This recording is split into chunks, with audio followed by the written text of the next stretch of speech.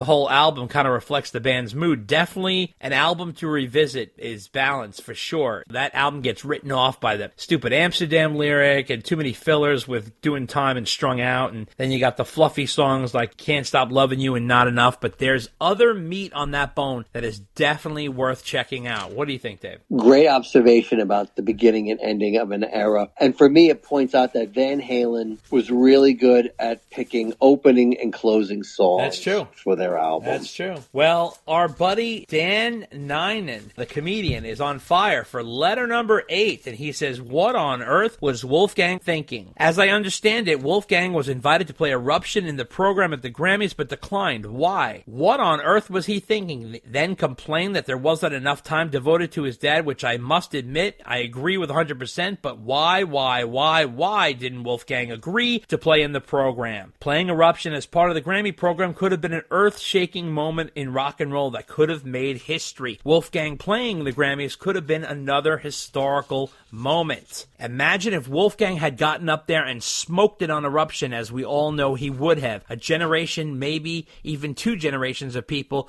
who have no idea who Van Halen is would have had their heads blown off by Wolfgang's face-melting Eruption solo. Hundreds of millions of people, maybe even over 1 billion, would have been flattened by this greatest guitar solo of all time. And Wolfgang would have single-handedly brought back rock and roll, and if he had done so, his father sure would have gotten a lot more than 17 seconds. Dan Ninen. Wow. And I want to tell you, I really edited that letter, Dave, so I should get a pat on the back for that. I want to tell you, I get your point, Dan. You're right, but I have to say, I bet his team, meaning Wolf's team, felt it would have negatively impacted his solo career, which I understand because he's trying to launch his brand new stuff and to start playing his dad's. I mean, you got to realize with social media, that could have gone the wrong direction as well. What do you think, Dave? I see Dan's point, but I think he overstates the effect that Wolf playing on the Grammys would have had on people playing guitar. Yeah. I think they just would have been like, who is that guy and why is he playing my dad's music? Yeah, exactly. I mean, I don't want to understate Ed's music or his effect on the musical landscape, and I don't want to understate Wolf's ability to play guitar, but I just don't think that him going on the Grammys is going to convert a lot of people to suddenly start playing guitar. Yeah, that's true. Letter number 9 comes from Mark Frank. And boy, is this a direct-to-the-point letter, Dave. How many copies of A Different Kind of Truth sold on vinyl? Did either of you purchase it? Does the vinyl sound better than the CD?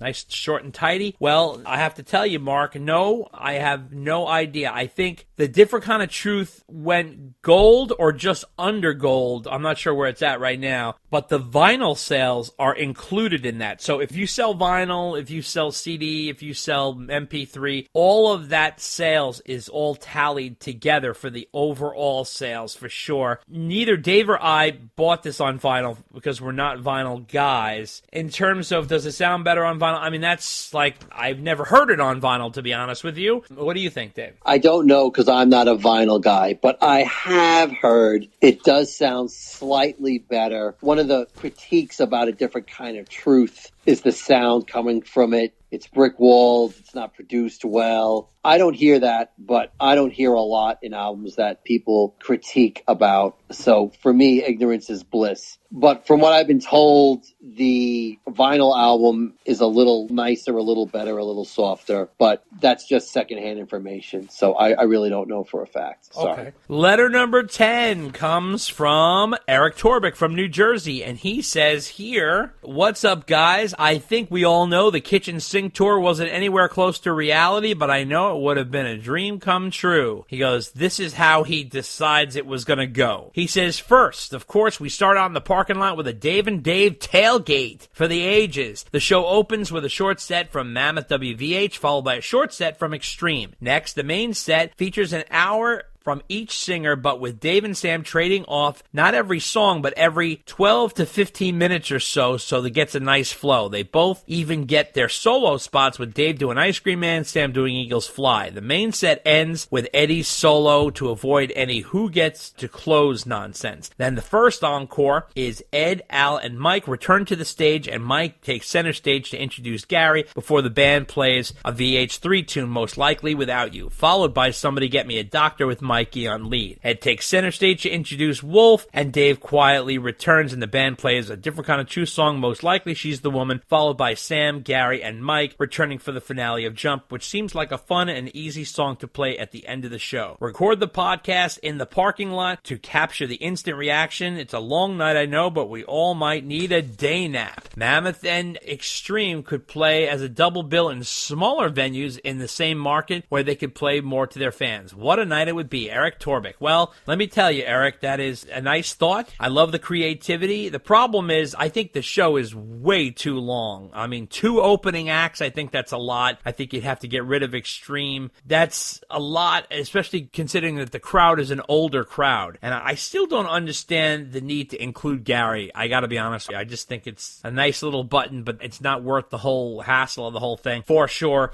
And I also think that solo spots for Dave and Sam, you gotta be kidding me. I don't think there's room for that. No, I really don't think there's room for that. I think you really would have to go with one after the other. Not one song after the other, but maybe half hour with one. Switch on and off somehow. But definitely don't want to keep those guys on stage together unless they do the end together for sure. Thanks for including us in your plan. It's nice that you added the podcast in there, Dave. What do you think? I like the idea of the 12 to 15 minute to keep the flow going. Yep. I think that's a great idea. I had a similar thought about Gary in that you can include him, but I wouldn't save him for the encore. I think I would bring him on a lot earlier in the show to do the one song.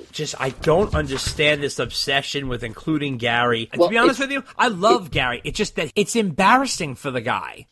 I mean, honest to God, you're out there with... I understand wanting to include all eras of Van Halen, but...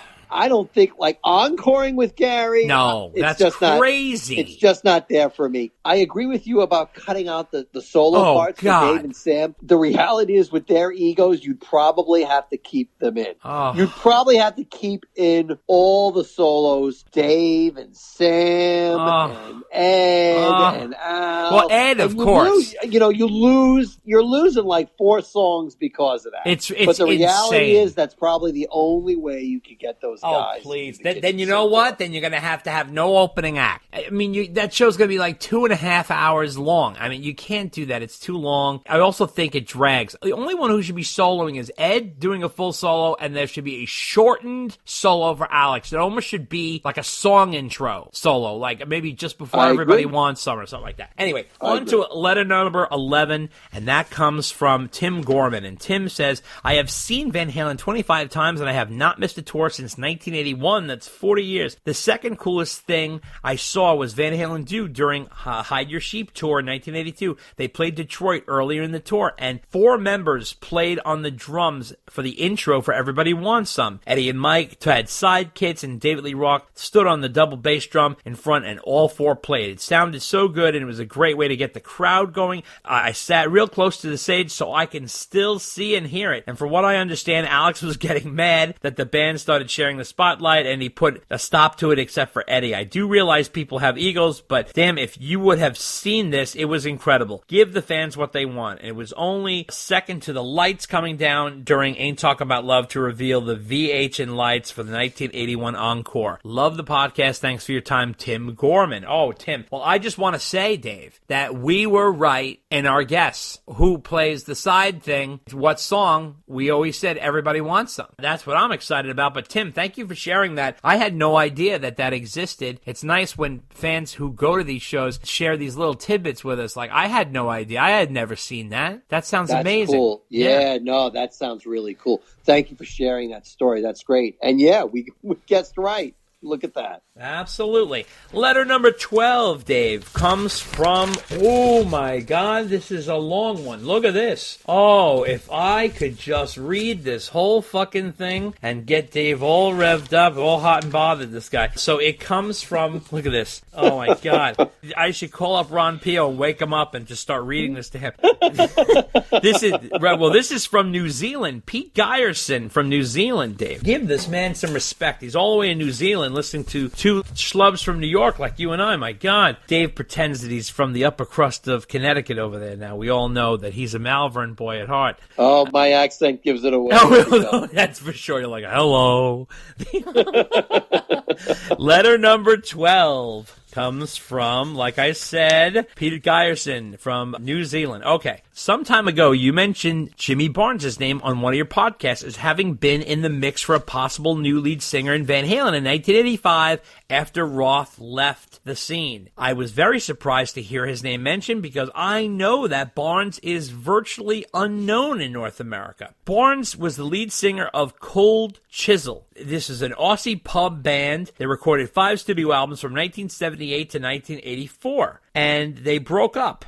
And they had radio staples in both Australia and New Zealand. And he also went on a short solo career. He was the biggest selling artist in Australia, and Cold Chisel have reunited several times since 1998 and released another 4 albums, and they toured infrequently. But Barnes said that he was in LA in 1985 and was approached and then visited by Eddie Van Halen and Don Landy about possibly joining Van Halen. Barnes' recollection was that Eddie Van Halen told Barnes that he wanted to take Van Halen in a new, softer direction, similar to Extreme. Now, there's irony. And Barnes turned them down for a couple of reasons. Firstly, that he had just gotten out of a band and he was trying to get his solo career off the ground. And secondly, that he is a screamer of a rock singer. While he can do the ballads beautifully, that's not his thing. And Barnes backs up his story in his biography, Working Class Man. I also read somewhere else that he apparently was sought out once again once Hagar was out of the band in 1996,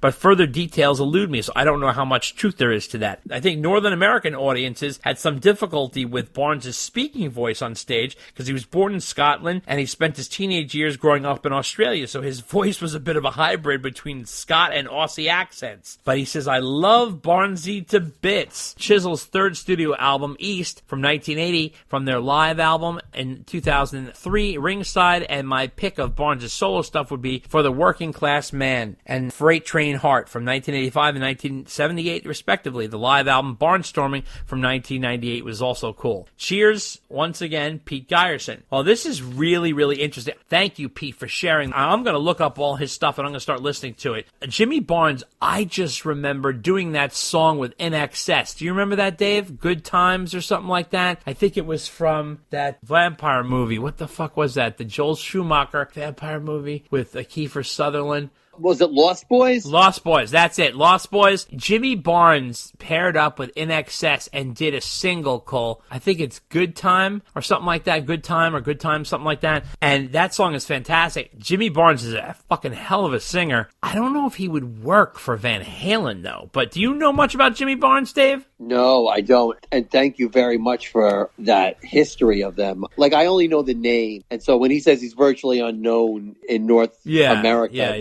yeah, you're right. I don't know a lot about him. But isn't it always interesting how, like, you don't know anything about an artist, but meanwhile, halfway across the world, they're the biggest thing since sliced bread? Unbelievable. Right? It's almost like frightening in a way. I mean, I guess that happens less now because of the internet. It's much more accessible. Yeah. But back then, it's like another world. It's like, it doesn't even matter. But you know what's weird about this whole Van Halen thing? You think about it, 1985, Roth quits in April, roughly. Sam was like in the band by like the summer. They kind of worked pretty damn fast. If you think about how quickly they replaced him. I mean, if you have to realize, by the time Roth left the band, they were on tour a year later with a brand new album. That's pretty good considering finding a singer, getting him in the band, gelling, writing and recording an album, producing it, putting it out, marketing it, and going on tour. That's pretty insane. That doesn't happen anymore. Like, to have that level of turnaround, that was like crazy turnaround. That was turnaround. Yeah, absolutely. That was a lot of turnaround. But that was slow for Van Halen. I mean, this was a band that was cranking out an album almost every year. You know, the myth was always that Roth quit on April Fool's Day, 1984. But I know. But that date, I think that's been shot down. Isn't that sort of like when it leaked, though? Or no, I don't. Actually, I remember it came out in the press in Rolling Stone. But that was later. That was in the summer. Right. And that's when they were doing the Farm Aid with Sam. Oh, by the time he did Farm Aid, he was in the band. Well, that's what I'm saying. But that was the summer. So they had already started working on stuff probably sometime in the spring, early summer. I mean, they still turned it around pretty quick, but they were pushing that album. Remember the album came out late, Like, they had booked a tour already, and the album hadn't come out yet. Yeah. So they were playing some live shows for like a week or so. Yeah. The album hadn't even come out yet. That's how much they were pushing the album. Yeah, but what's so amazing about 5150 and the success of it, okay, is not only did